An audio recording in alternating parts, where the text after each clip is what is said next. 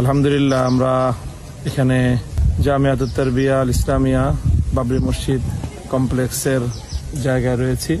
দৃষ্টিনন্দন যে জামিয়ার ক্যাম্পাস ফলে ফুলে সুশোভিত, বনায়ন কর্মসূচি এবং বৃক্ষরোপণ কর্মসূচির মাধ্যমে আমরা ধুধু বালুর মতো এই অঞ্চলকে একটি সুন্দর নয়নাভিরাম জায়গায় আল্লাহর মেহেরবানিতে পরিণত করতে সক্ষম হয়েছে। আজকে বিশেষ একটি আনন্দের সংবাদ হলো আমাদের যেই বিশাল ক্যাম্পাসের জায়গা ইতিমধ্যে নেওয়া হয়েছে তার ঠিক এই যে পশ্চিম প্রান্ত বরাবর যেখানে আমাদের পরিকল্পনা হলো ঐতিহাসিক বাবরি মসজিদ নির্মাণ করা, সেই মসজিদটি নির্মাণের আমরা ইতিমধ্যে বহু পূর্বেই আল্লামা আহমদ শফি রহমতুল্লাহের আগমনের কথা ছিল, কিন্তু তিনি আসতে পারেননি। পরবর্তীতে কায়েদে মিল্লাত আল্লামা জুনায়েদ বাবুনগরী রহমতুল্লাহ আলী এসেছিলেন এবং এই সকল মহান মনীষীদের পদার্পণে ধন্য এই জমিটি দীর্ঘদিন ধরে আমরা বিগত প্রায় 4 বছর আগে আমরা এটি বায়না করেছিলাম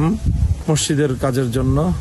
1 খণ্ড জমি ক্রয় করেছিলাম, আর 1 খণ্ড জমি বায়না করার পর দীর্ঘ 4 বছরের বিভিন্ন ঝড় তুফানে জমি ক্রয়ের কার্যক্রমটি স্থগিত হয়েছিল। সম্প্রতি আমরা আল্লাহর মেহেরবানিতে অনেক দিন দরবারের পর আজ এই জমিটি বাবরি মসজিদ কমপ্লেক্সের নামে এটি রেজিস্ট্রেশন সম্পন্ন হচ্ছে। তো এই রেজিস্ট্রেশন করতে গিয়ে আমাদের এই জমি বর্তমান বাজার মূল্যের চেয়ে বেশ বেশি দামে, চড়া মূল্যে আমাদেরকে ক্রয় করতে হচ্ছে।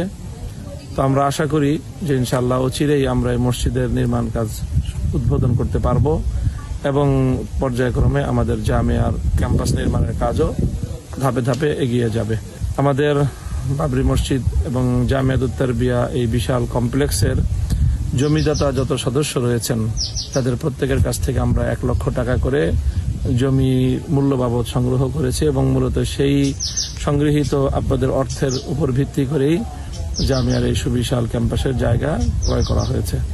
তো আমি সকল সদস্যদের প্রতি এবং শুভানুধ্যায়ীদের প্রতি আহ্বান করব, অনেকেরই 1 লক্ষ টাকা করে প্রদেয় সেই প্রতিশ্রুত টাকা অনেকে পরিশোধ করেননি।